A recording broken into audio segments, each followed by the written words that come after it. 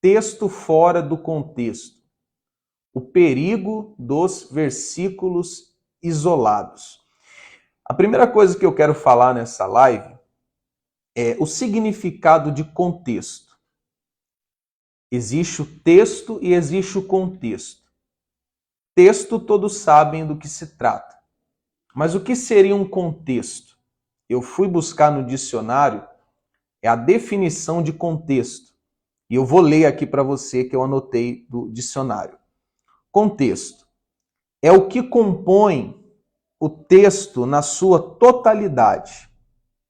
É a reunião dos elementos do texto que estão relacionados com uma palavra ou frase e contribuem para a modificação ou esclarecimento dos seus significados. Ou seja, o contexto é aquilo que esclarece o texto.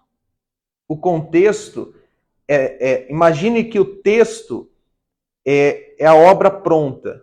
O contexto é tudo que há por detrás para que essa obra fique pronta. Às vezes, a pessoa ela tem um entendimento do texto, do que está escrito ali, do que ela está lendo ali, mas ela não tem um entendimento do contexto, ou seja, da história toda, do que tem por detrás. Não sei se está dando para você entender. E uma outra definição de contexto é o que está ao redor de algo ou de alguém. Então, se tratando da Bíblia, já quero ir direto à questão da Bíblia, porque eu vou usar exemplos aqui que vai facilitar mais ainda a compreensão do que é um texto e o contexto. O texto na Bíblia é aquele versículo, aquela passagem que você lê. O contexto são os versículos anteriores àquela passagem e também os versículos posteriores, ou seja, o que vem antes e o que vem depois daquele versículo que você leu. Então vamos dizer que você leia, por exemplo, Isaías 14, 24. O 24 é o texto, é o versículo. Mas o que é o contexto? É o Isaías 14, 1, 2, 3, 4, 5, 6, 25, 26, 27. Ou seja, os versículos anteriores e posteriores constroem ali o contexto daquele texto. Além do que, quando nós falamos da Bíblia, o contexto vai além dos versículos anteriores e posteriores. O contexto também está na questão da história, da cultura daquele povo. Por exemplo, Isaías estava falando com quem? Eu dei o exemplo aqui de Isaías 14, 24. Com quem Isaías estava falando? A quem ele estava se dirigindo? Qual era a cultura daquele povo? Qual era a situação daquele povo? Tudo isso é o contexto. Entendeu, pessoal? Então, um texto ele precisa ser interpretado à luz do contexto. Tudo que envolve aquele texto e aquela situação. E nós devemos interpretar o texto à luz do contexto para que a gente não se engane ou para que a gente se previna de falsos ensinos que podem nos enganar. E eu coloquei até nos meus stories hoje mais cedo, de algo que eu iria falar nessa live, eu já quero falar agora com você, não vamos perder tempo. Satanás usou uma frase tirada de um contexto para se aproximar de Eva, para tentar Eva, e também usou um texto fora do contexto para tentar Jesus no deserto. Vamos fazer o seguinte, vamos direto na Bíblia para que a gente possa ver essas situações. Abra aí a sua Bíblia em Gênesis, capítulo 2, versículo 16 e 17. Se alguém puder escrever aí no comentário. Gênesis 2, versículo 16 e 17. Nós vamos ler o que Deus falou para Eva.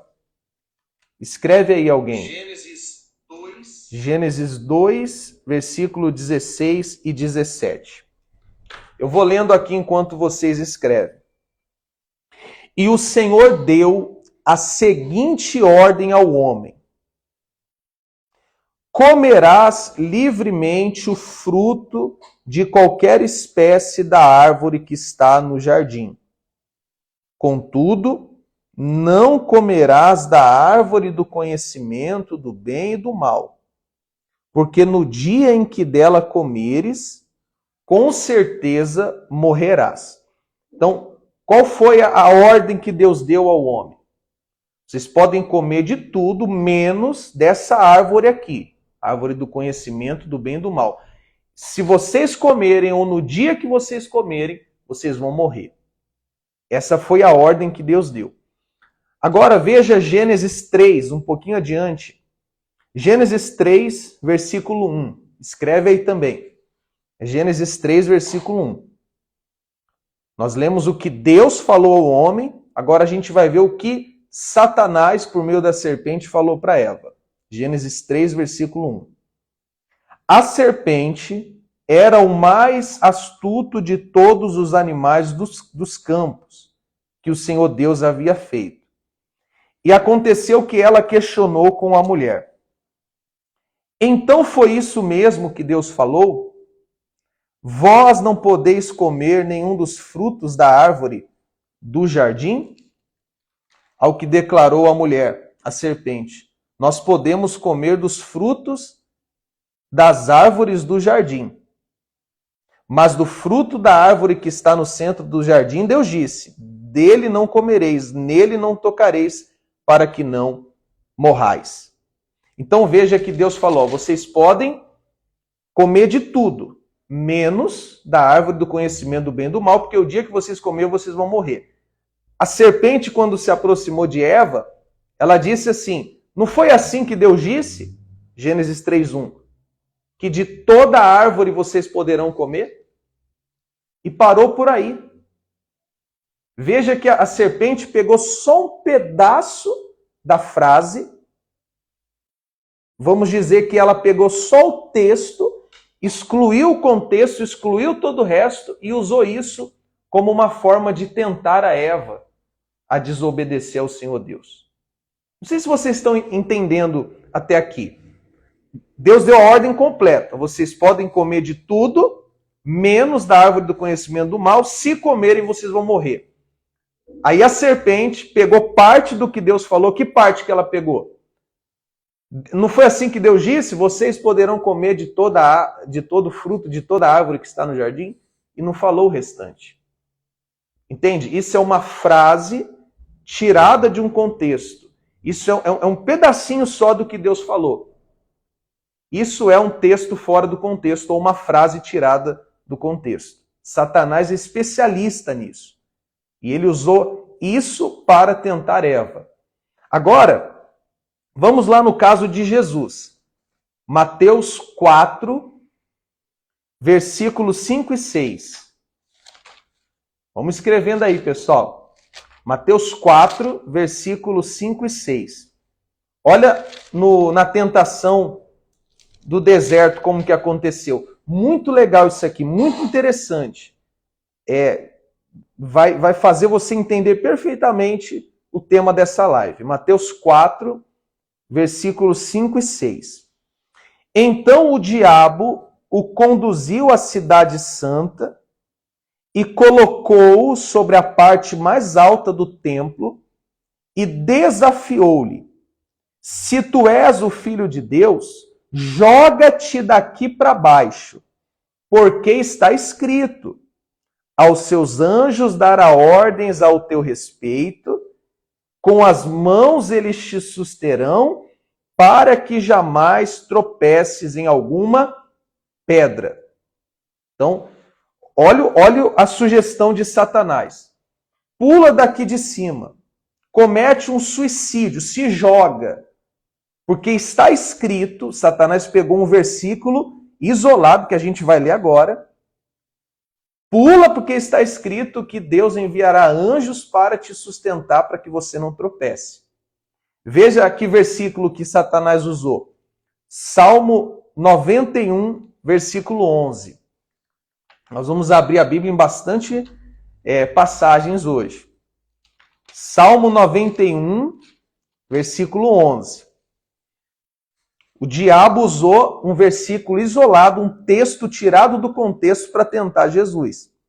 Salmo 91, versículo 11.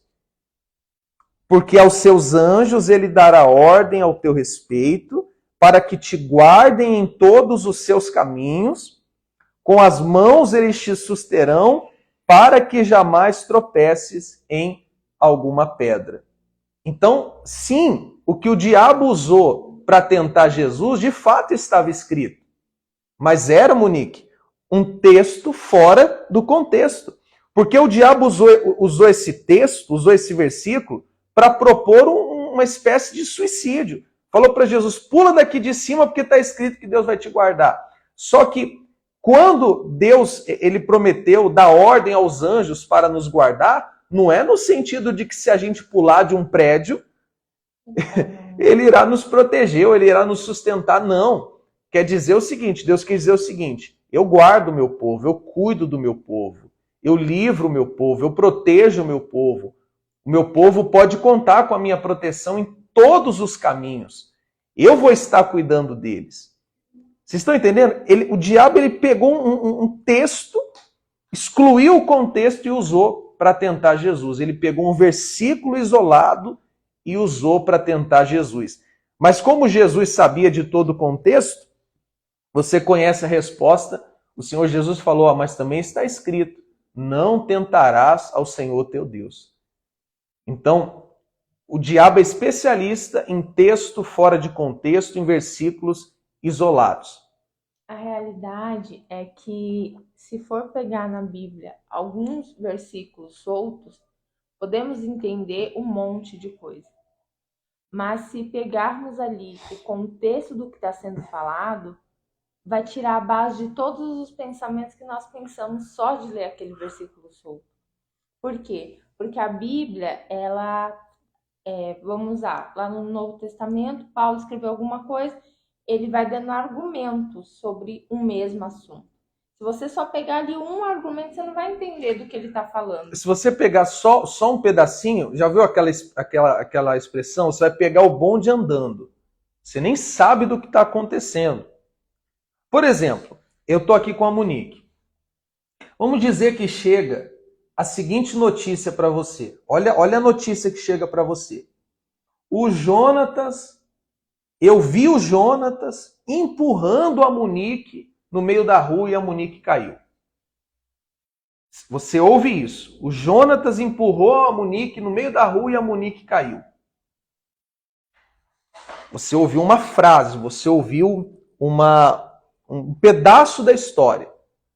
Só que quando você vai procurar saber a história, você descobre que estava vindo um carro na direção da Monique, esse carro iria atingir ela em cheio, esse carro iria atropelar ela. Aí quando eu, Jonatas, vi, eu saí correndo, empurrei a Monique e a Monique caiu no chão. Você vê que mudou totalmente o sentido? Porque a princípio você ia falar assim, poxa, o Jonatas é um homem agressivo, um homem mau. Como ele teve a capacidade de empurrar a Monique no meio da rua? Mas agora que você descobriu o contexto da história, de que eu a empurrei para salvar a vida dela, você vai dizer, não, o Jonatas é um herói. O Jonatas salvou a vida da Monique.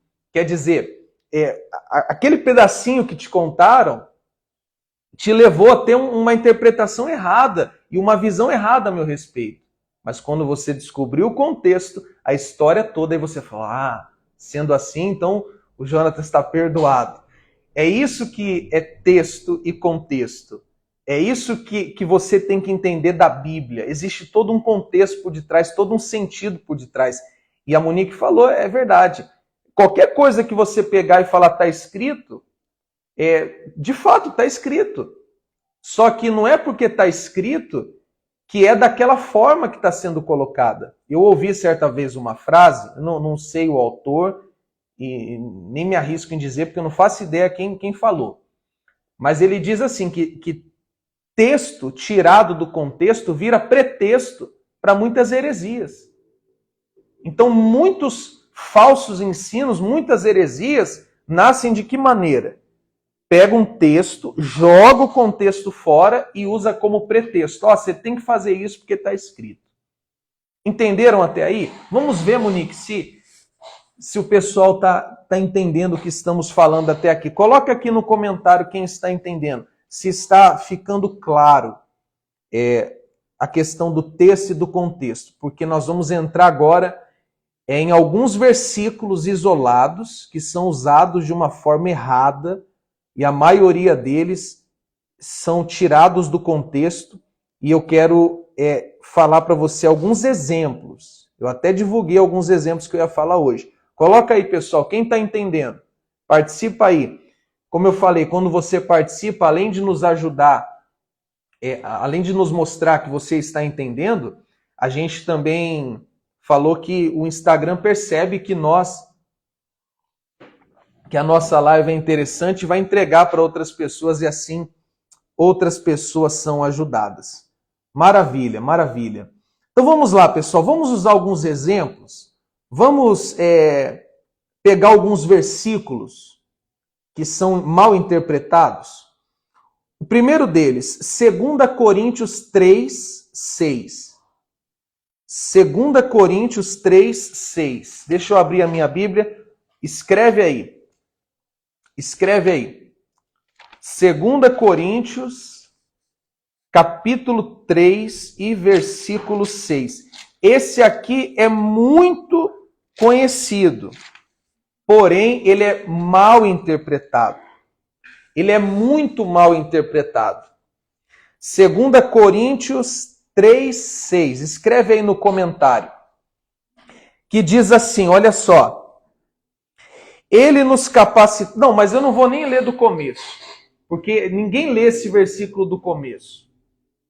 As pessoas que o ensinam de maneira errada nem lê do começo.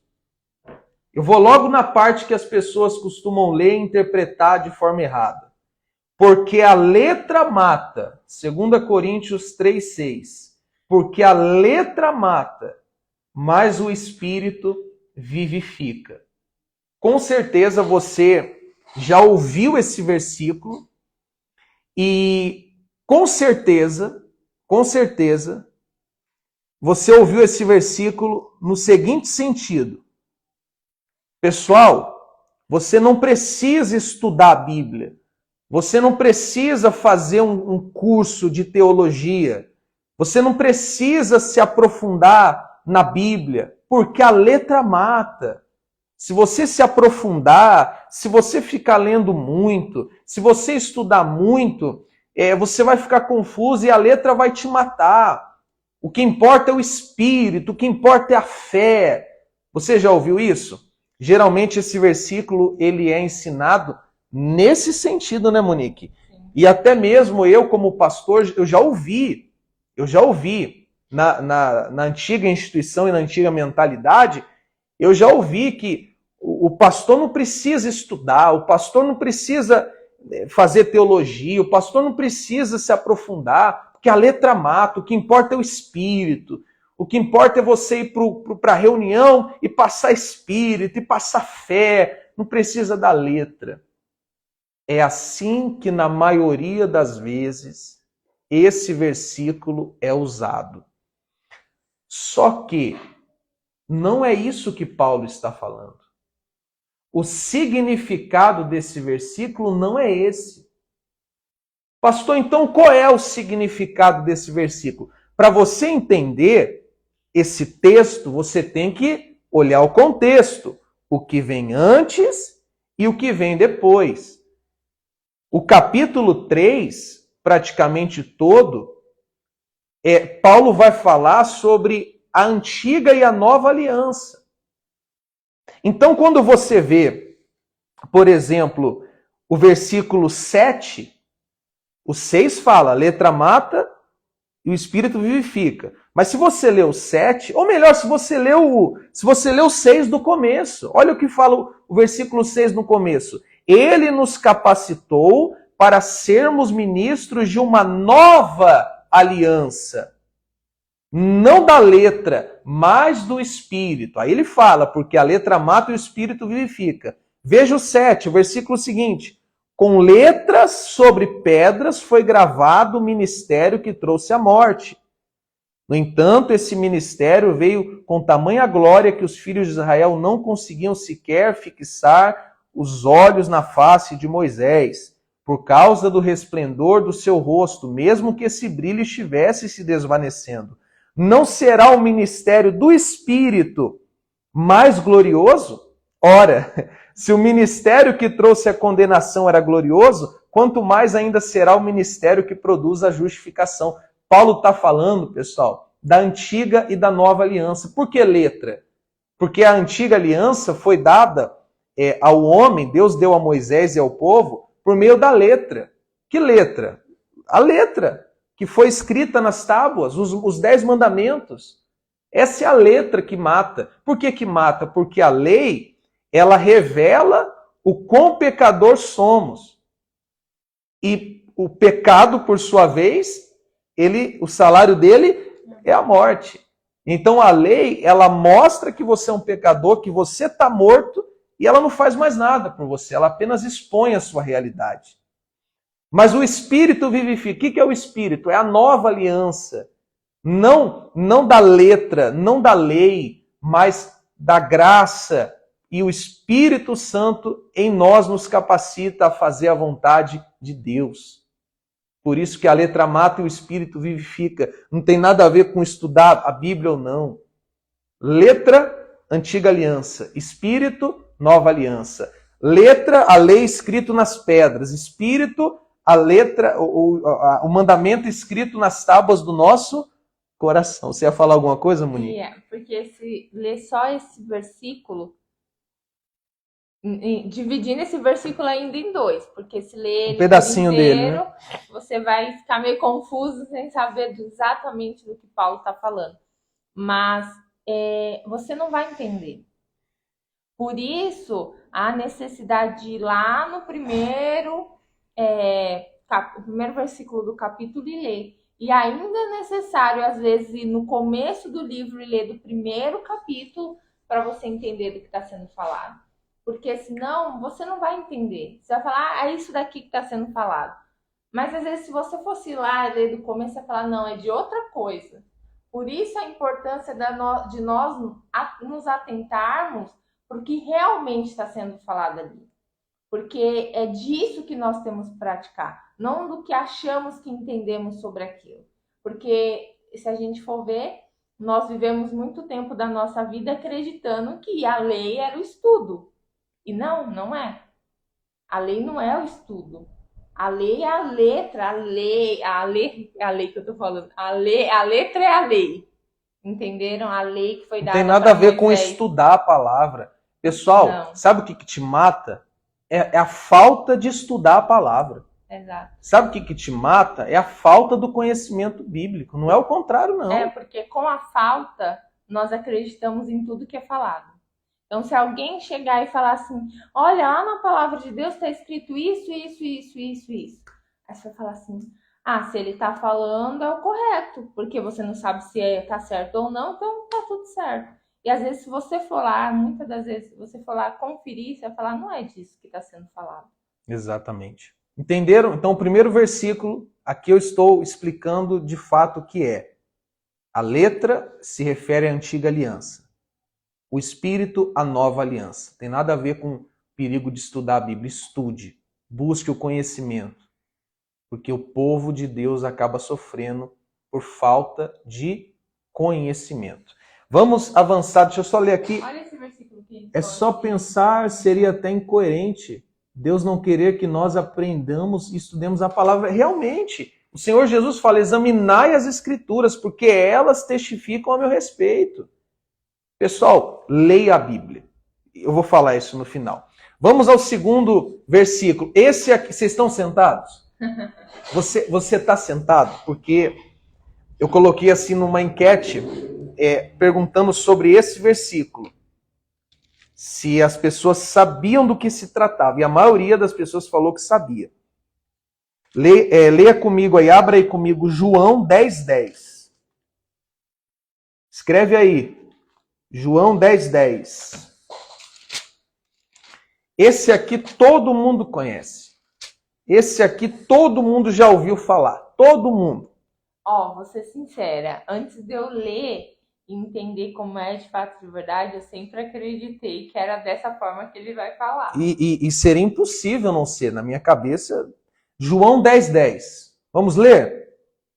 O ladrão não vem senão para roubar, matar e destruir. Eu vim para que tenham vida e vida em abundância. Quando esse versículo ele é lido e ele é pregado, presta atenção. Nós ouvimos o quê? O ladrão é o diabo. Pessoal, o ladrão vem para roubar, matar e destruir. Quem é esse ladrão? Aí todo mundo. O diabo. Satanás. Pessoal, e se eu falar que não é? Ah não, pastor, eu vou sair da live porque o senhor já começou com história. Não, fica na live. Fica. Vai embora, não. Vamos ver o contexto. Porque olhando o texto, o versículo 10, a gente fala, é o diabo. Porque quem é que rouba? Quem é que mata? Quem é que destrói? É Satanás. Olhando para o texto apenas, a gente pensa que é Satanás. Vamos ao contexto? Eu não tenho tempo para ler o capítulo 10 inteiro. Então, vamos no versículo 7. João 10, versículo 7. Sendo assim, Jesus lhes disse de novo: em verdade vos asseguro, eu sou a porta das ovelhas. Todos quantos vieram antes de mim são ladrões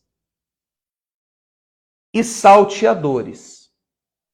Porém, as ovelhas não os ouviram. Esse é o versículo 8. Vou ler de novo. Jesus disse: todos quantos vieram antes de mim são ladrões. Não está falando o que veio antes de mim é o ladrão. São ladrões. Então aqui ele não está falando, aqui já dá para ver que não é o diabo, porque não tem como Jesus falar são ladrões se referindo ao diabo. São ladrões. De quem ele vai falar? Já vou dizer para você quem é esse ladrão. Aí versículo 9. Eu sou a porta. Qualquer pessoa que entrar por mim será salva. Entrará, sairá e encontrará pastagem.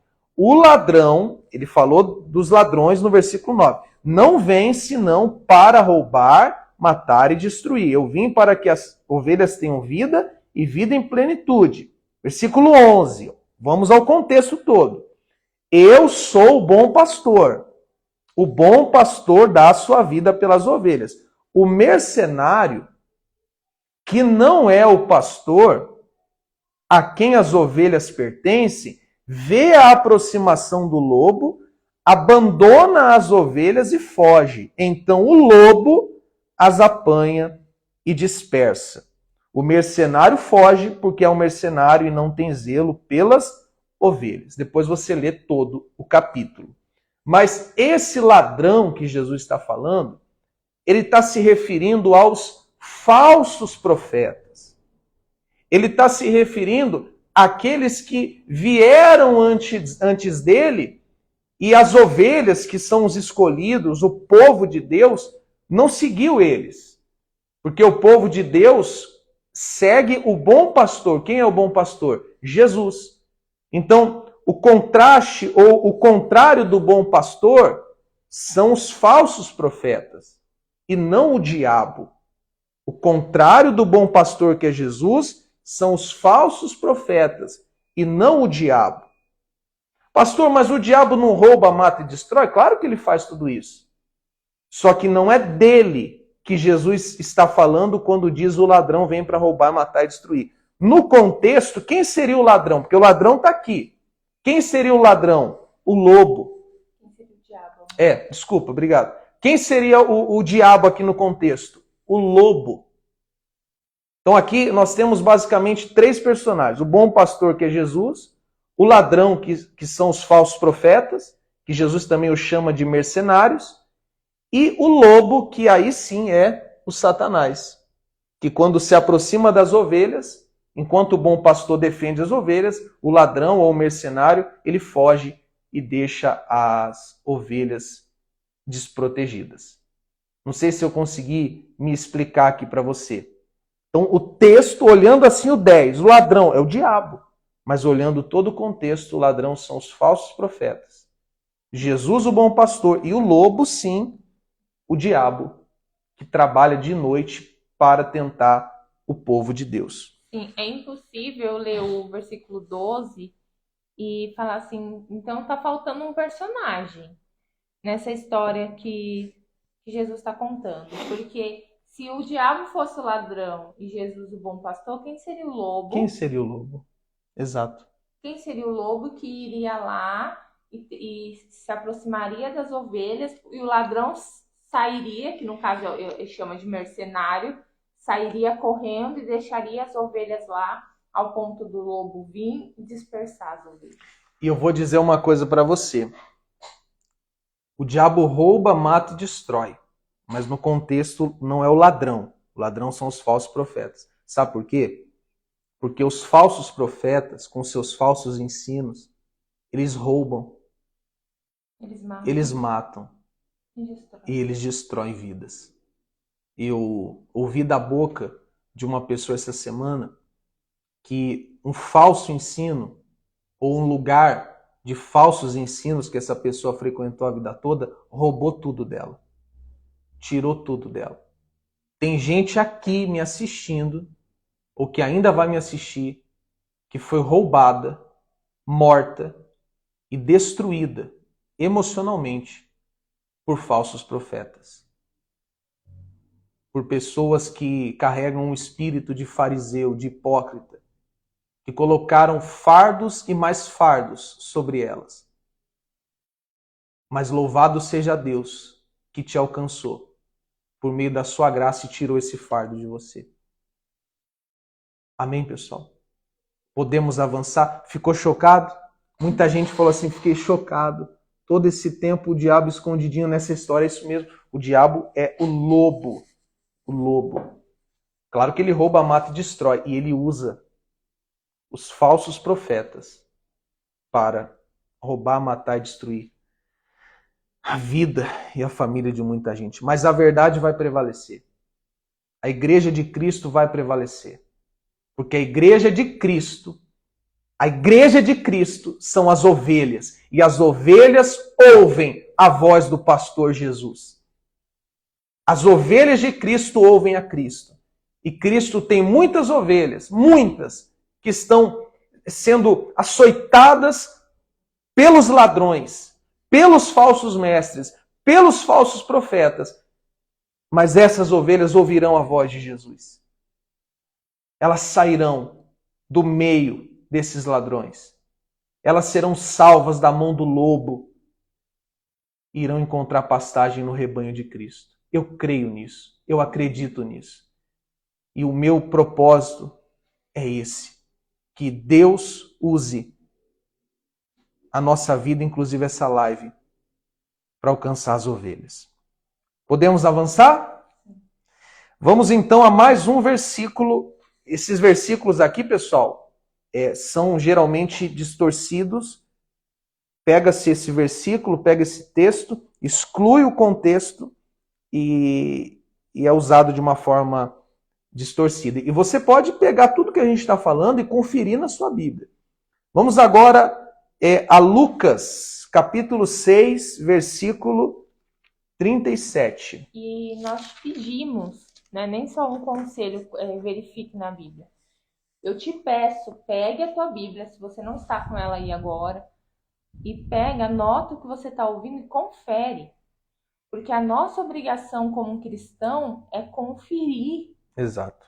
Porque nós não podemos acreditar cegamente em ninguém, a não ser na palavra de Deus.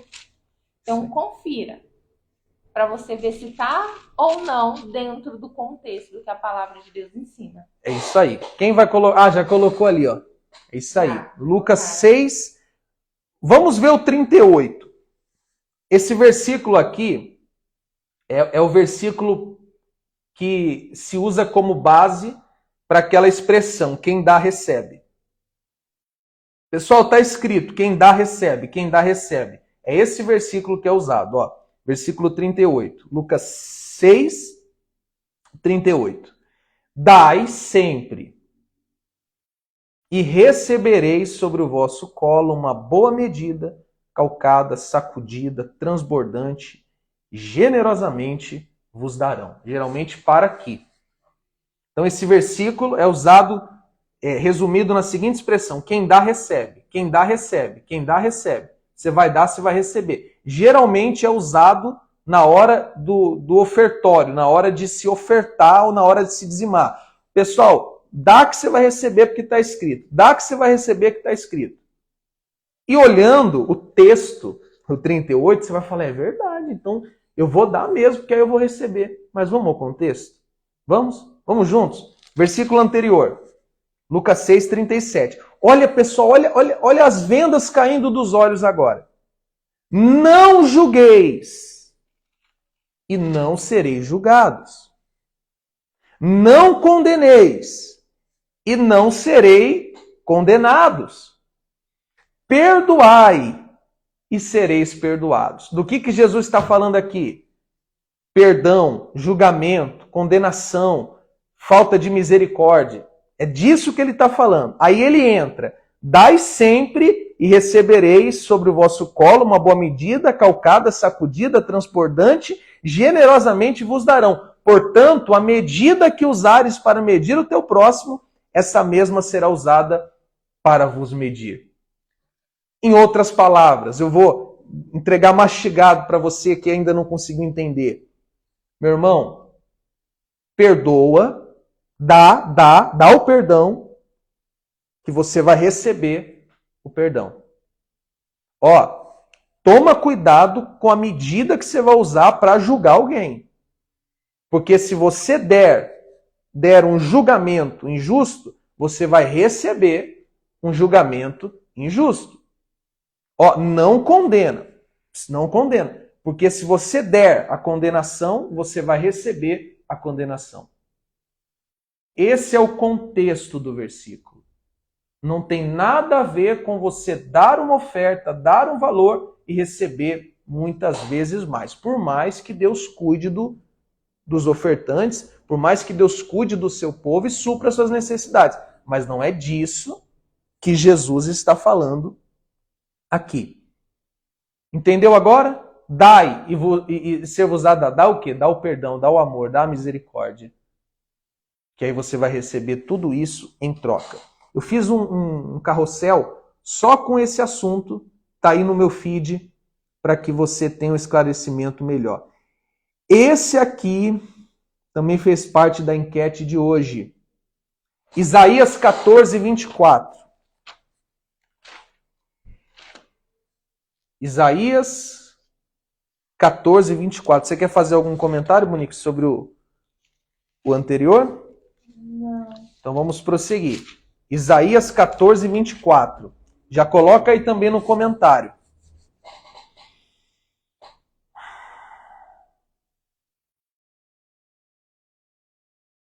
Deixa eu só pegar a versão que vocês conhecem melhor. Tem aí, Monique, uma outra Bíblia? É que eu estou lendo a King James, pode estar um pouquinho diferente. Isaías 14, 24. Eu vou usar a versão que é mais conhecida, a atualizada, que aí fica mais fácil a compreensão. Isaías 14, 24. Talvez você já leu, né? O tanto que eu estou repetindo.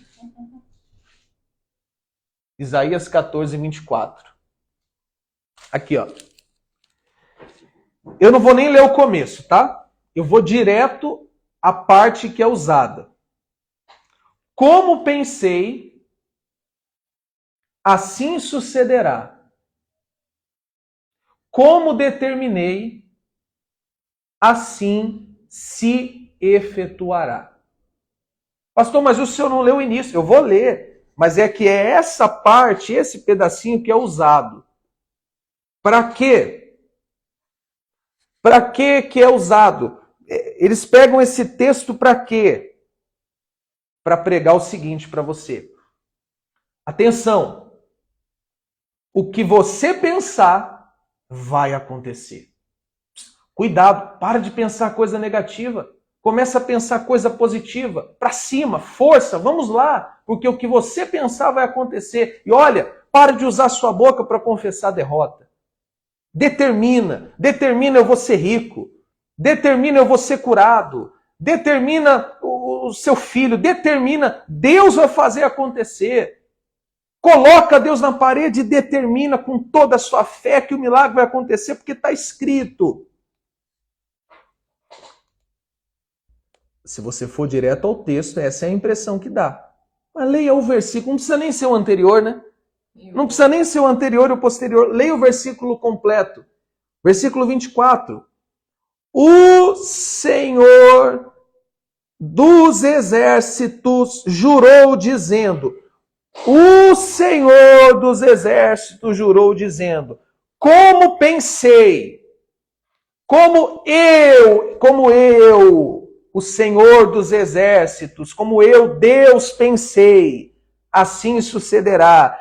E como eu quem? O Jonatas? Não, eu, o Senhor dos exércitos, determinei, assim se efetuará. Qual é o contexto desse versículo? O que Deus pensa acontece. O que Deus determina acontece. Não é o que eu, a Monique e você que está acompanhando pensa ou determina que vai acontecer. É o que Deus pensa e determina. Jó disse, nenhum dos planos de Deus podem ser frustrados. Agindo o Senhor, quem impedirá? Minha gente, o que Deus fala, o que Deus pensa, o que Deus determina, acontece e ninguém pode invalidar. E quantas vezes nós pregamos e ouvimos que pode determinar que vai acontecer, pode pensar que vai acontecer. Não somos nós, é Deus. Sabe qual é a oração que eu e você temos que fazer? Senhor, eu estou pedindo em nome de Jesus isso, aquilo e aquilo outro. Se o Senhor quiser, meu Pai, que o Senhor me dê. Ó Pai, que a tua vontade seja feita. Essa é a oração que o cristão faz. Porque quando você diz assim, eu determino o que vai acontecer, eu determino aquilo outro, você está trocando de lugar com Deus. É a criatura querendo dar ordem ao Criador. É o filho querendo dar ordem ao pai. É o servo querendo dar ordem ao Senhor. É o súdito querendo dar ordem ao rei. Não é por aí não, pessoal. O que Deus pensa, o que Deus determina. Teve uma pessoa que colocou aí, isso é muito usado na teologia da prosperidade. Realmente. Porque uma das coisas da teologia da prosperidade é a confissão positiva. Que nada tem a ver com o evangelho. Que nada tem a ver com Bíblia. É você ficar falando e acreditando que do tanto que você fala, aquilo acontece. Oi. Eu quero falar um que não está no programa. Aguenta aí, então, guarda ele, não esquece ele não. Você quer falar agora já? Quero. Então, vamos lá, deixa eu ver o comentário aqui, ó. Como fomos enganados. Uma parte também por nossa culpa por não estudarmos a palavra. É isso aí, meu irmão. E fica até o final da live, que vai ser uma das coisas que eu vou falar no final, da nossa responsabilidade. A Monique vai falar aqui de um que não está na lista, que eu fiz uma lista aqui, hein? Já estou acabando, fica comigo. Esse, quando eu li há uns meses atrás, e eu acabei de me lembrar dele, eu fiquei assim, meu Deus, não tem nada a ver com que nós ouvimos por muito tempo, né? Vai lá. Vou lá em 1 Coríntios. Também é texto fora de contexto, Monique? Sim. Também é versículo isolado? Sim. Infelizmente. Monique, vai... Até eu tô curioso, hein? Que eu também não sei o que é, não. Eu lembrei dele agora e fui pesquisar Tô curioso, hein, pessoal? para falar. 1 Coríntios 2. Deixa eu só ver de onde eu vou começar. Eu vou escrever aqui, Monique. Tá. Eu vou ler o 9, mas... Lê você, pra você. Ó, segura aqui pra sair melhor a sua voz. Pode ler, amor. 1 Coríntios... 9. O quê? Tá falando baixo. Será que agora tá todo mundo me ouvindo? Por isso que eu tirei o microfone. 1 Coríntios 9, o quê? 1 Coríntios 2, 9. 1 Coríntios 2, deixa eu escrever aqui. 9. 9. Tá aí, ó. Cadê? Vou ler aqui. No entanto, aqui? É. No entanto, como está escrito, olho algum jamais viu. Monique, isso aqui é forte, hein? Não sei nem se eu continuo. Que nem eu sei essa. Olho jamais viu, ouvido algum nunca ouviu, e mente nenhuma imaginou o que Deus predispôs para aqueles que o amam. O que a gente aprendia com isso aqui? Posso falar eu? Pode. Que tipo assim, o que Deus está preparando lá no céu, eu nunca vi, nunca ouvi e jamais passou na minha mente. É isso que eu ouvi. Ou também eu já ouvi que aquilo que Deus tem preparado para os filhos dele, para os crentes, aqui embaixo é algo assim que você nunca imaginou. É tão grande que... Às vezes você pede algo para Deus e aí o que Deus tem para você é muito maior do que você pede para ele. É porque olhando assim, o texto parece que é isso mesmo, né? Sim. E qual que é? Fala aí pra gente, Monique, o contexto da história. Quando você lê o capítulo 2 de 1 Coríntios, ele está falando sobre Jesus. Então vamos lá no 7. Ao contrário, falamos da sabedoria de Deus, do mistério que estava oculto, o qual Deus preordenou antes da origem das eras. É porque essa linguagem aqui é um pouquinho diferente. Você quer que eu abra nessa para você? Não, pode ser essa daqui mesmo, para a nossa glória. Nenhum dos governantes dessa era compreendeu essa sabedoria, pois se a tivesse entendido, não teriam crucificado o Senhor da glória. Ou seja, aqui Paulo está falando assim, se eles soubessem da sabedoria de Deus, do mistério de Deus, do que Deus estava planejando, quem era Jesus, eles não teriam sacrificado ele, não teriam pendurado ele no madeiro. Eles fizeram isso porque eles não sabiam quem era ele. Aí sim ele continua. No entanto, como está escrito, olho algum jamais viu, ouvido algum nunca ouviu, e mente nenhuma imaginou o que Deus predispôs para aqueles que o amam. Ele está falando do plano da salvação. É mesmo, olha o 10 aí, ó. Ele está falando do que ele planejou, que no Antigo Testamento não estava às claras. Então as pessoas, elas não entendiam, né? Não sabiam. E aqui em Jesus ele cumpriu isso tudo.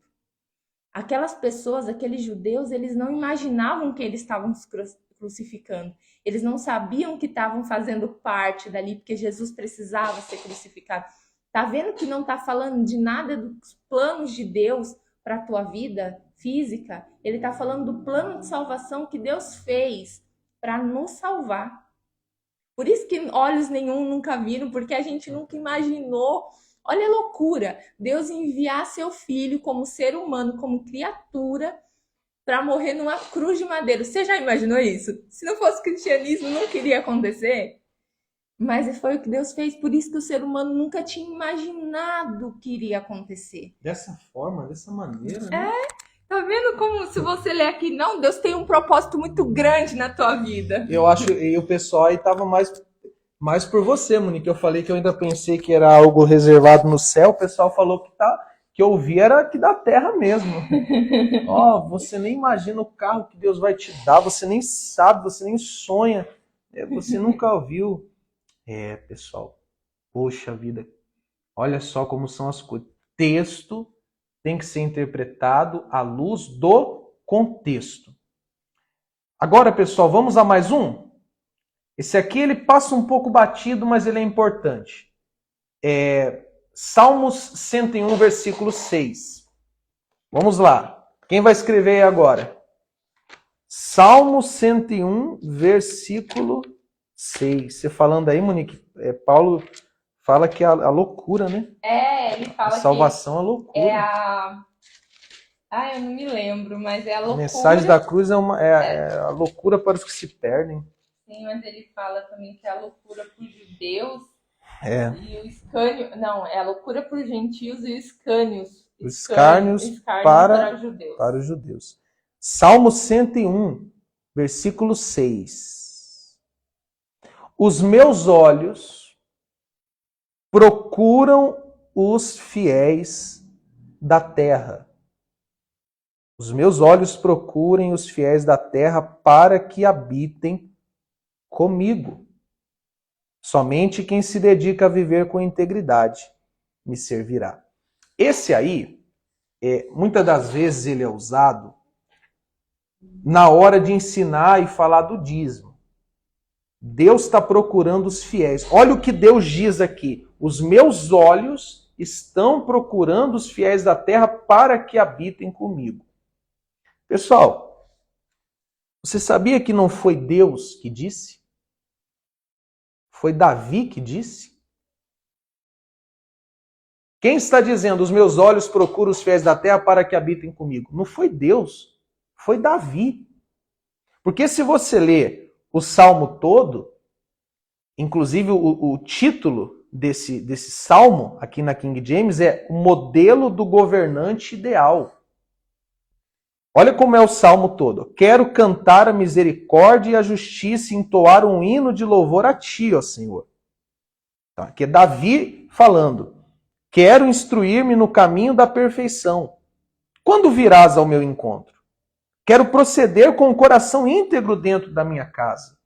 Não colocarei diante dos meus olhos nada que seja pernicioso. Detesto a conduta dos infiéis. Tais atitudes jamais me conquistarão. Longe de mim os perversos de coração. Não me deixarei envolver pelo mal. A quem difama os outros as ocultas, eu farei calar. Assim como os outros altivos de coração e arrogantes, não suportarei. Os meus olhos procuram os fiéis da terra, e essas pessoas habitarão comigo. Somente quem se dedica a viver com integridade me servirá.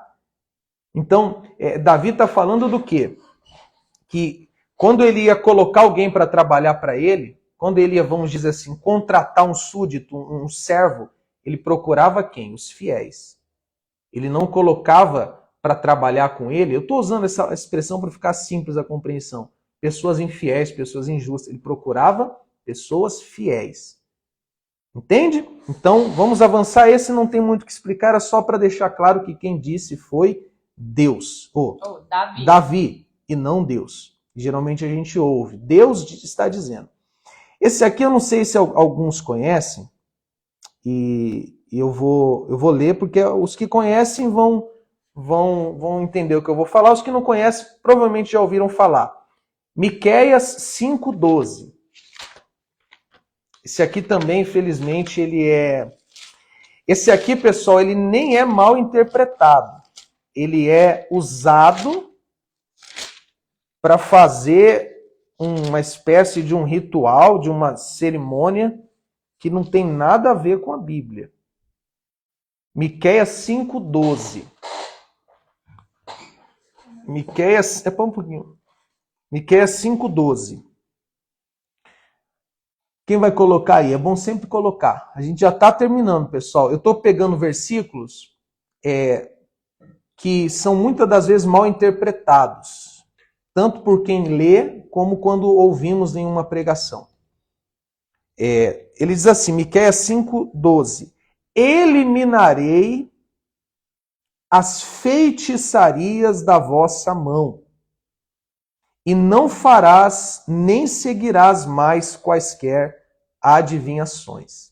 Então, geralmente, quando eu ouvia esse versículo, ele era usado para fazer uma espécie de algum propósito. Você que nada dá certo na sua vida, existe um feitiço nas suas mãos, existe uma macumba nas suas mãos.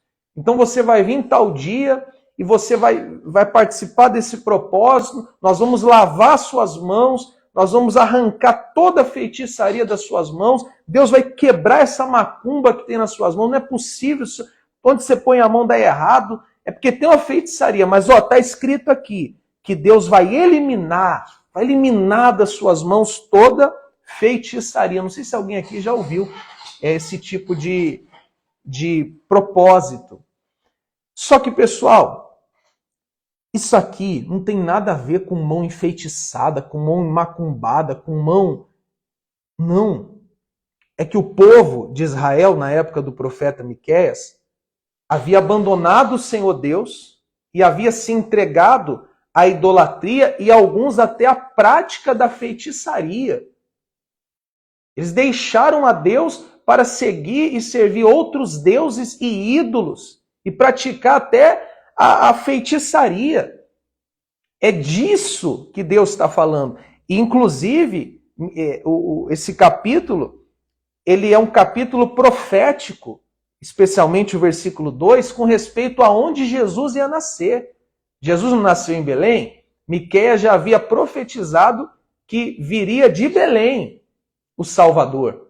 Então aqui é Deus fazendo a promessa de que iria salvar o seu povo, iria libertar o seu povo de toda idolatria, iria trazer uma restauração espiritual por meio do Senhor Jesus Cristo. Então isso não tem nada a ver com mão macumbada. Tem a ver que o povo, eles iriam abandonar essas práticas erradas.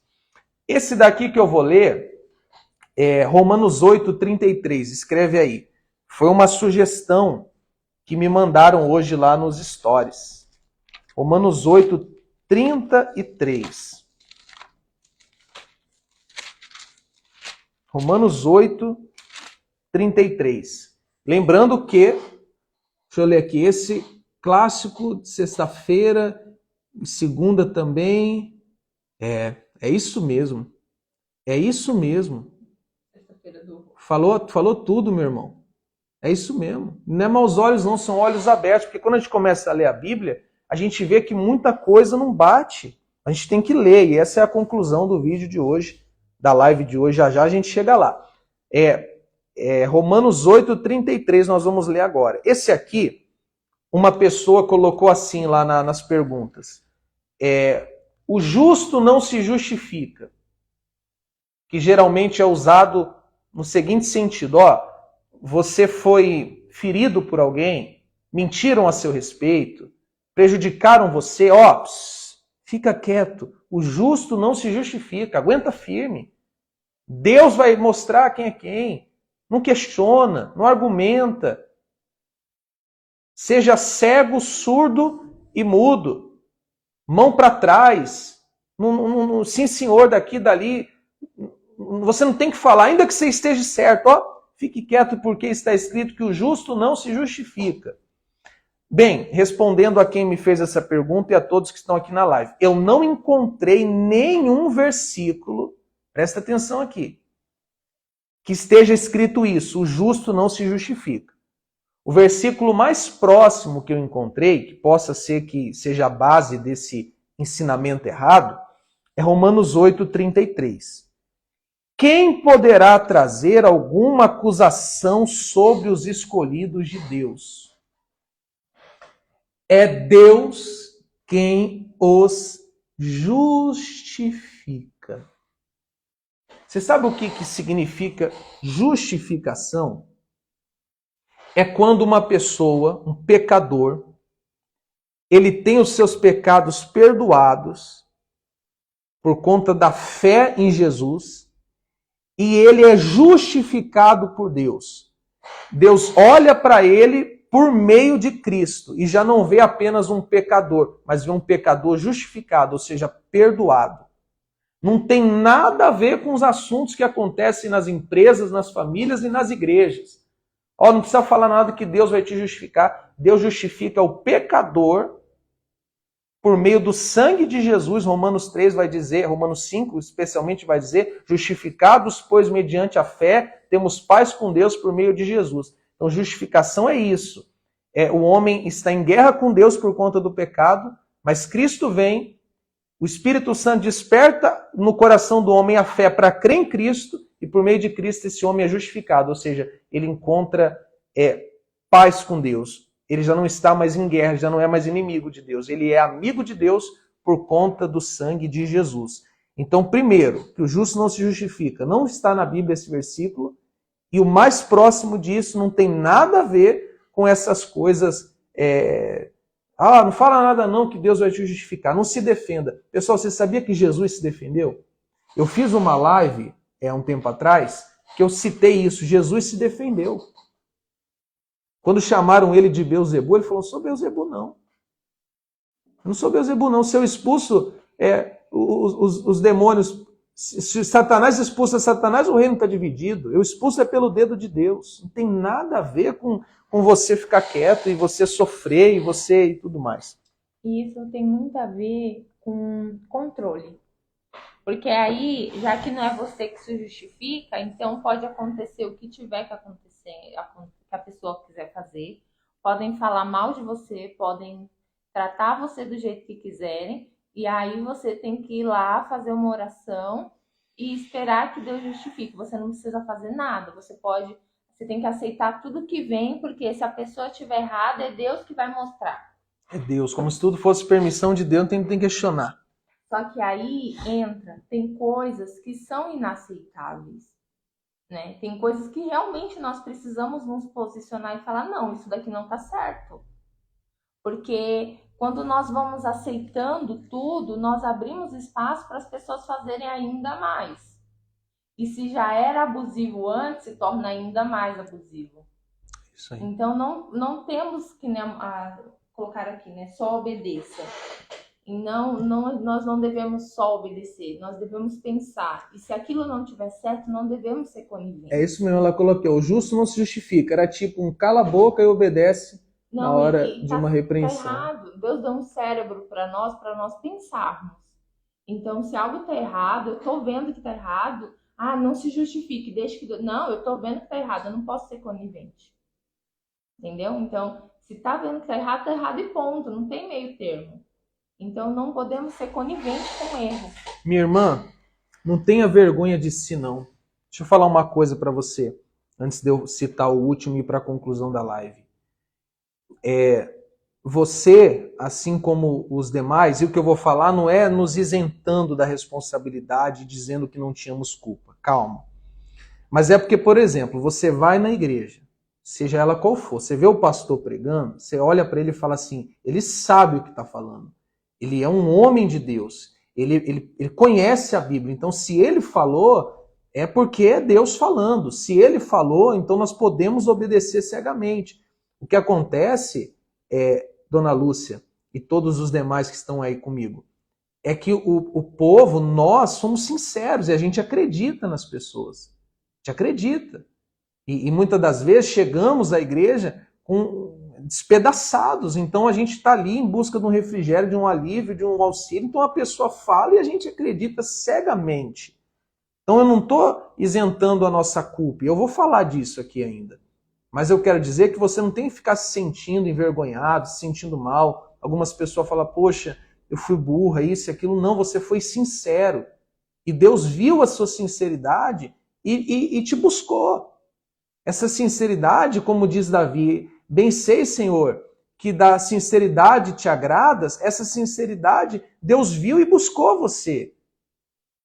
O meu amigo falou também, dos pastores também eram vítimas, faziam errado sim, obrigado. É importante citar, esse pastor que te ensinou essas coisas de uma forma errada, ele não fez na má intenção, pelo menos a maioria deles não fizeram na má intenção. Eu vou enganar as pessoas. Eu vou pegar aqui, vou distorcer a Bíblia para enganar as pessoas. Não!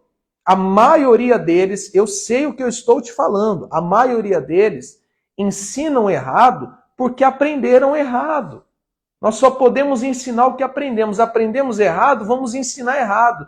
E aí entra o primeiro versículo que nós entendemos de forma correta, que a letra mata. Então, o pastor ele não é, muitas das vezes, em muitas instituições, incentivado a estudar. Então, ele fica à mercê daquilo que ouve e ele transmite para as pessoas. Então, que fique claro, a maioria, vou repetir, a maioria dos que ensinam errado fazem na boa intenção, na ignorância. E o Senhor Deus conhece os nossos corações e, como eu falei agora há pouco, as ovelhas de Cristo ouvem a sua voz. E Cristo tem buscado, Cristo tem encontrado, Cristo te encontrou, Cristo te achou. E essa live, ela soa para muitos ouvidos como ofensiva. Mas ela não é ofensiva. Ofensiva seria se eu estivesse aqui atacando bastidores de instituições, apontando situações de bastidores no que diz respeito à burocracia, à administração, mas não. Essa live, como todas as outras, e incluindo os posts que fazemos, é atacando os falsos ensinos, os erros teológicos, porque uma vez ensinamos errados e Deus teve misericórdia da gente. E assim como dedicamos a nossa vida um dia para ensinar o errado, hoje nós estamos dedicando a nossa vida para ensinar o certo. E sim, machuca, mexe com a gente. Tem pessoas que estão nos ouvindo agora, Monique, que elas estão se sentindo até mal. Afinal de contas, elas falam assim, poxa, mas será que é isso mesmo? Não é possível. Pois é, eu também fiquei assim. Minha esposa também ficou assim. Porque o evangelho nos confronta. A verdade liberta. A verdade liberta. Então, é isso que eu quero dizer a você. Não se sinta burro, envergonhado, o que quer que seja que você tenha usado ou pensado. Saiba que você foi sincero. E agora vai entrar a sua parte, a minha parte de culpa e agora de responsabilidade que temos. Deixa só a Monique falar o que ela quer dizer. Quando nós questionávamos, tínhamos rótulos. E esses rótulos era sobre maus olhos, malícia, tá mal com Deus, como alguns colocaram ali. E realmente esses rótulos existiam e na vida de muitos ainda existe.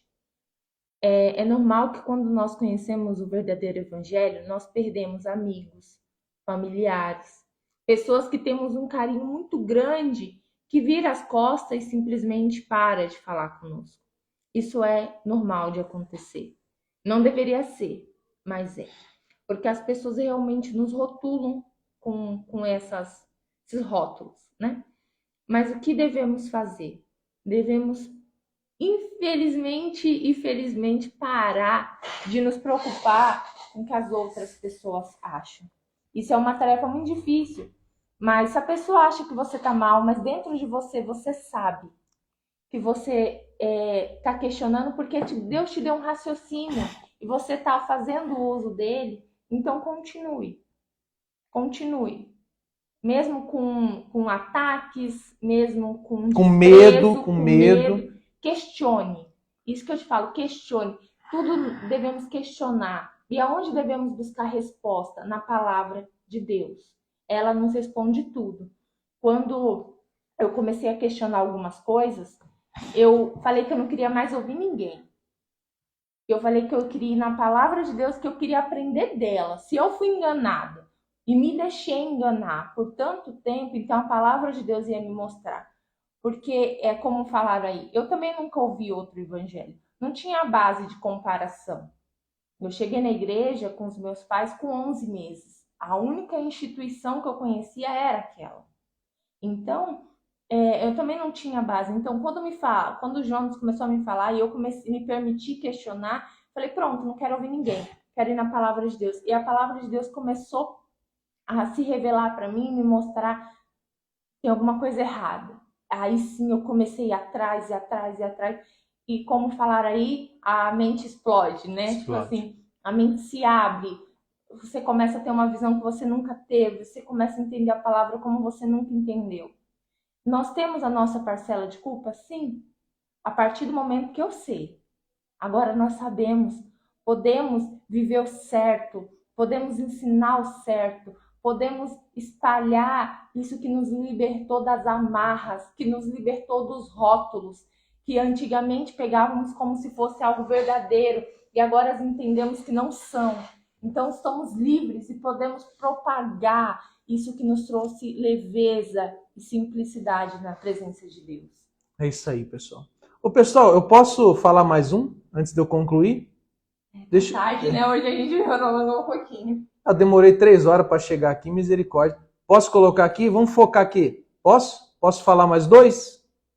Vou só citar, não vou nem abrir. Deixa eu ver. Se vocês falarem que eu posso, eu posso. Eu posso? Posso falar mais 2? Vocês falam, não, pastor. Ah, posso. Tem gente que está falando que eu posso. Posso. Vou falar só mais 2, tá? Um é uma pergunta que fizeram e outra é uma que eu acabei de me lembrar. Vamos lá. Uma pessoa falou assim, consagrar dizimistas. Eu falei disso na live anterior, que o óleo era usado para ungir rei, sacerdote e os elementos do templo. E um tipo de óleo específico no Novo Testamento era usado para os enfermos. Um óleo com propriedades medicinais. Então, não. Consagrar dizimista, consagração dizimista, consagrar é você separar para Deus. O cristão já é de Deus, ele não precisa ser consagrado. A partir do momento que ele crê em Jesus, o Espírito Santo está nele, ele já é consagrado a Deus. Muito menos usar um óleo. E geralmente eles usam, não, mas está escrito lá, encontrei Davi meu servo com um santo óleo, ungi e tal. Então por isso que nós ungimos o dizimista. Mas Davi estava sendo consagrado a rei, separado para Deus. O cristão já é separado para Deus. E o último, que eu me lembrei agora, olha aí, Monique, onde que está? Acho que é bom olhar. Para isto se manifestou o Filho de Deus, para desfazer as obras do diabo. Esse é o último que eu vou falar. Eu acho que é 1 João. O 2 João.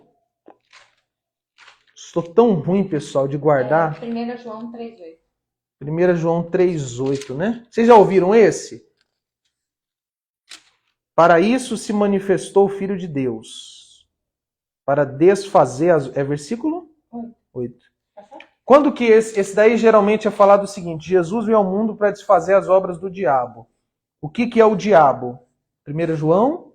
3,8. Quais são as obras do diabo? A macumba, o vício, enfim, os problemas. As obras do diabo é o problema. Jesus veio para destruir os problemas. Porque está escrito que ele veio para destruir as obras do diabo. Eu vou ler só o versículo 8. Aquele que vive habitualmente no pecado é do diabo, pois o diabo peca desde o princípio. Então ele está falando de quê? Pecado. Para isto o Filho de Deus se manifestou. Para quê? Para destruir as obras do diabo. Quais são o que é essa obra do diabo? O pecado. Que uma pessoa que é escrava do pecado, consequentemente ela é escrava de Satanás. E Cristo veio para destruir o poder do pecado sobre a vida do crente, sobre a vida daquele que nele crê. Esse era o último que eu queria falar. Agora nós vamos à conclusão. Só responde essa pergunta. Pastor, sobre envelopes atrasados se torna maldição? Não, minha amiga, não se torna maldição. Meu amigo, desculpa, não se torna maldição. Já falei aqui sobre votos de espécie de pegar envelope e fazer votos nesse sentido, que não tem base bíblica. E envelope não é sagrado. Envelope não é sagrado. Não devemos ficar fazendo votos com Deus. Claro que se você fez, o certo é cumprir. Mas esse negócio de maldição, vai amaldiçoar você. Tem isso não, meu povo. Vai atrasar a sua vida. Não, fique em paz. Não há maldição na vida do cristão. O certo é não fazer voto, mas se você fez, cumpra. Mas maldição, fique em paz. A religião usa isso como uma forma de manipular as pessoas. Então eu vou concluir a live com 4 observações. Você ficou até aqui? Vamos até o final. A primeira observação. Leia. Leia. Fiquem aqui comigo. Atenção. Leia. Leia o que, pastor? Leia. A Bíblia? Sim, mas calma. Leia. Leia livros. Porque quando você lê, você desenvolve um pensamento crítico. Você precisa ler.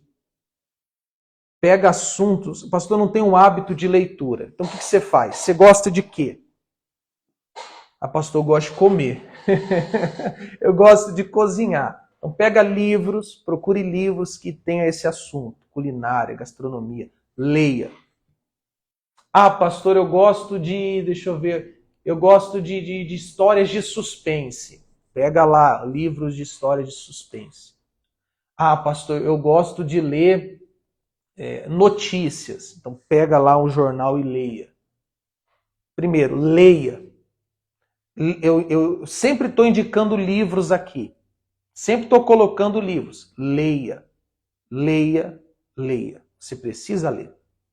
A não ser que você tenha a dificuldade com leitura, você não saiba, aí é um caso específico. Mas leia. Você precisa ler. Ler, além de fazer bem para a cabeça, nos faz desenvolver o que eu chamo de pensamento crítico. Leia. Tá bom? Você quer indicação de livro? Me manda uma mensagem. Leia. Principalmente a Bíblia.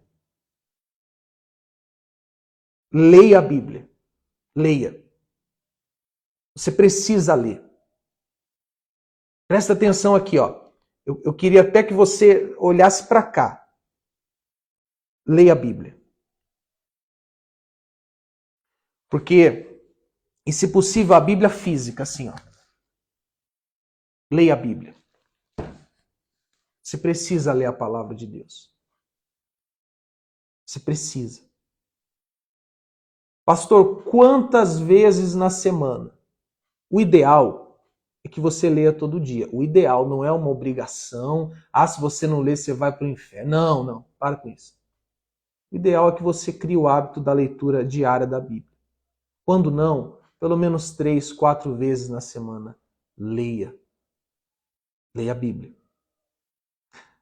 Segunda coisa, leia a Bíblia da maneira correta.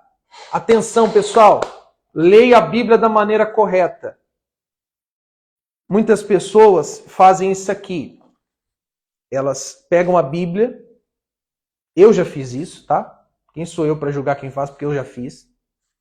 E elas fecham os olhos. Senhor, me dá uma palavra. Pai, fala comigo. Aí elas me assim tal. Aí elas começam a fazer assim, ó. Meio que elas vão. Aí elas pegam, assim de uma maneira meio que aleatória, e começam a ler. Essa não é a maneira correta de ler a Bíblia. Por que, pastor, eu gosto tanto? Qual é o tema da live? Texto fora de contexto.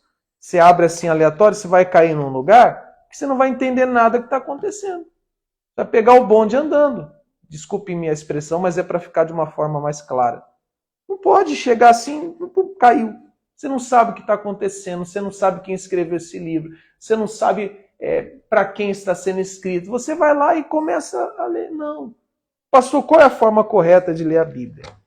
Primeiro, se você não está familiarizado, eu te aconselho a pegar o Evangelho de João, ou o Evangelho de Marcos, de Mateus, de Lucas.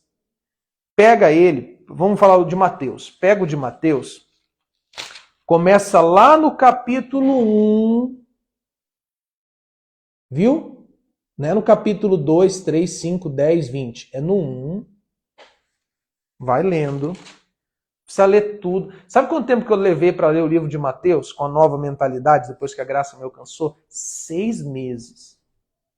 6 meses lendo Mateus. E indo e voltando. Tanto é que eu estou fazendo um estudo aí no nosso canal do YouTube. Mas pega o livro, vai do início até o fim. certo? Maneira correta. Algumas pessoas perguntaram, qual Bíblia o senhor indica? Eu gosto de usar a Bíblia King James. A Bíblia King James. Mas aí vai de gosto, vai de você se familiarizar. Eu gosto muito, eu particularmente gosto muito. Leia lá depois. Deixa eu ver se eu consigo só por um momento aqui. Okay. É que eu não sei. Deixa eu continuar aqui. Pessoal, foca aqui. Leia depois Romanos. Leia do início ao fim. Bem, a forma certa de ler a Bíblia. Pegar um livro, vai do início até o fim. Terceira coisa. Cuidado com caixinha de promessa. Calma. Não precisa jogar fora. Hoje tem a caixinha de promessa virtual, que é o devocionalzinho que chega lá no aplicativo da Bíblia. Cuidado com isso. Por quê, pastor? É tão bonito, é tão legal, me dá sorte. Não, para. Se você pensa assim, nem cristão você é. Você está acreditando em outras coisas aí. É porque você pega ali a promessinha, o que você vai ter na mão? Um versículo isolado. Um texto fora do contexto. Não, mas é a minha promessinha do de hoje e vai dar sorte. Não. Eu acho muito arriscado. É muito perigoso. Você quer ter ali e tal, pastor, antes de dormir eu quero pegar um para... Tá, mas aquilo não pode ser o seu alimento, aquilo não pode ser a sua base de Bíblia. E se você quiser fazer isso, é uma escolha. Mas às vezes é mais vantajoso. Você quer ler um versículo antes de dormir, abre a tua Bíblia, vai a um livro que você está lendo e pega um versículo ali. E leia. Porque a caixinha de promessa, eu penso, é uma opinião minha. Ela é uma coisa que, teoricamente, ela facilita a vida das pessoas. Mas, na verdade, ela atrapalha. Perfeito. Porque a pessoa ela se torna dependente de um versículo. E aquele versículo, 100% das vezes, ele está fora de contexto. Porque você não sabe qual que é o contexto do versículo. Então, ele, em vez de te ajudar, te abençoar, você fala, não, porque eu vou ler para dormir. Você vai ler algo que vai te prejudicar espiritualmente. Caixinha de promessa na vida do cristão, ela não deve existir. Porque ela não te ajuda. Você quer ler um versículo só para ir dormir, para sair para trabalhar? Vai na palavra de Deus e pega o contexto do que você está lendo e lê um versículo. Tipo assim, você leu de manhã, volta a ler à noite antes de você dormir. Cuidado. Por quê? Porque são versículos isolados. Texto fora de contexto. E a quarta e última afirmação aqui para a gente concluir. Agora eu vou falar com quem vai a uma igreja, frequenta uma igreja, seja pessoalmente como virtual, online. Preste atenção na mensagem e não no mensageiro. Vou repetir. Preste atenção na mensagem e não no mensageiro. Por que eu digo isso? Porque às vezes o pastor que está ali na sua igreja, ele é tão carismático, mas tão legal, tão bacana, uma pessoa assim tão descontraída, olha, atenciosa, tal. E você está prestando atenção em tudo isso. É bom, tem que prestar atenção, a gente tem que avaliar, olhar para as pessoas, entender quem elas são. Mas o que o seu pastor está pregando? Qual é a mensagem que ele está trazendo? Porque às vezes você está num lugar porque você gosta do mensageiro, mas você não está prestando atenção na mensagem. Muitas das vezes esse mensageiro bacana, legal e tal, descontraído, que faz aquele culto bacana, ele está pregando heresias, ele está ensinando coisas erradas, ele está pregando uma mensagem coach, motivacional, antropocêntrica, ou seja, sempre o homem no centro de tudo, quando na verdade o evangelho se trata de Cristo e não do homem. Então eu já vi pessoas saindo de determinadas igrejas com esse pensamento, eu não vou lá porque eu não gosto do pastor. Você tem que ver a mensagem. Porque quando você recebe, por exemplo, uma carta, hoje é difícil, né? Mas quando você recebe uma carta, uma encomenda, você não está prestando atenção em quem entregou essa carta, essa encomenda. Você quer saber da mensagem, da encomenda, daquilo que foi entregue. Então isso é muito importante. Você vai num culto, Preste atenção no que sai da boca do pastor. É claro que eu, como pastor, eu sei que eu tenho o dever de tratar todos bem, de amar as pessoas, de fazer um culto de maneira que as pessoas se sintam bem. Mas o que vai salvar as pessoas que me assistem, que me acompanham, não é o meu jeito, não é a minha personalidade, é a mensagem que eu estou pregando. Porque a mensagem sempre será mais importante do que o mensageiro. Tá bom? Então, E só uma coisinha, colocaram algumas mensagens aqui sobre a oferta, né, sobre uma igreja saudável. E realmente, numa igreja saudável, mudando um pouco de assunto mais para falar disso, é uma igreja onde as ofertas, os dízimos, nunca são dadas por querer algo, mas sempre por amor e gratidão a Jesus. Pronto. Pelo que ele já fez por nós. Então as ofertas são por conta disso. exatamente. Fizemos uma live já falando sobre esse assunto. Sim. Bem, pessoal, nós vamos encerrar aqui agora. Eu vou deixar salva essa live, eu quero fazer mais uma oração. Quero agradecer todos que participaram conosco, que tiveram paciência. Atrasei, cheguei 8h15, começamos 8h15, me perdoe. O trânsito em São Paulo é complicado. Me perdoe se eu falei algo que de alguma forma te prejudicou, ou se eu não soube colocar uma palavra. Peço perdão tanto por mim quanto pela minha esposa se nós não fomos claros em alguma questão. Nós somos cheios de debilidades. Nós estamos aqui por amor e o Senhor colocou esse amor em nós, mas nós somos falhos e possa ser que alguma coisa falamos errado. Ore pela gente que nós estamos orando por você, tá bem? E muito obrigada por todos que ficaram aqui, por todos os comentários. E se falando de um assunto que a gente falou, um minutinho, se você tá ferido com tudo que você já passou, com todas as coisas que aconteceram, não deixe isso guardado dentro de você. Você tem que se preocupar em se curar, em se libertar de pensamentos que pessoas falaram, de pensamentos de coisas que pessoas falaram a seu respeito, de como pessoas te trataram, de como você foi tratado dentro de tal instituição por tal pessoa. E se você precisa desabafar, faça isso com Deus.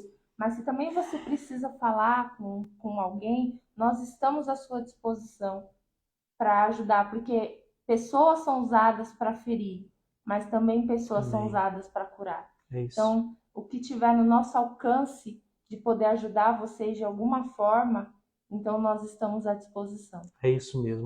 Nós estamos aqui como uma família, tá? Como uma família. Então, precisar da gente, manda. Pessoal, vocês têm acesso, tanto a mim e a minha esposa, para tirar dúvidas. Tem aí o nosso Instagram, tem aí o WhatsApp. Estamos à sua disposição. Você não está sozinho. Nós somos irmãos em Cristo. Um orando pelo outro, um ajudando o outro. Você que está no início dessa metanoia, dessa mudança de mentalidade, saiba que é assim mesmo, é difícil. Tem noite que você vai demorar para dormir, você vai ficar assim, meu pai, mas não pode ser, é normal. Você que perdeu amigos, você que saiu de alguma instituição e as pessoas não querem falar com você, as pessoas julgam você, as pessoas, sabe, inventam mentiras a seu respeito. É tudo normal, ore por elas, tenha misericórdia delas, porque muitos de nós já agimos assim no passado. E tudo tem um tempo certo, Deus tem o tempo dele. Vamos apenas confiar nele e ler a palavra de Deus e prestar atenção na mensagem, não no mensageiro. Só uma coisinha que mandaram aqui, uma coisa falando, eu acho que já foi respondido, mas vou O responder que, de Monique? novo sobre votos atrasados. Já falamos que não tem maldição. Não tem maldição, mas se você pode cumprir, cumpra. É isso mesmo. Tá bom? Gente, Deus abençoe. Deixa eu orar pra gente encerrar. Senhor Deus e Pai, louvado seja o teu nome pela tua graça, bondade e misericórdia. Que pessoas sejam ajudadas por meio desta live. Que a tua vontade seja feita. Cumpra, Senhor, os teus planos e propósitos, pois eles não podem ser frustrados. Tenha misericórdia de nós, tenha compaixão de nós. Sustenta os nossos irmãos em Cristo. E aqueles que são sinceros, Pai, e estão presos a um sistema religioso, meu Pai, alcança-os, ilumina-os, Faz a obra neles como o Senhor fez em nós. A minha oração é essa, Pai. Em o nome de Jesus. Amém. Amém. Só uma coisa, gente, que eu acabei de lembrar de um comentário há um segundo. Falaram assim, eu descobri o verdadeiro evangelho, mas minha filha ainda está lá. Ore por ela. Ore por ela. E mostre Jesus. Deixa que Deus tenha o tempo dele e a vontade dele. Tchau, tchau, gente. Uma boa noite. Boa noite, pessoal.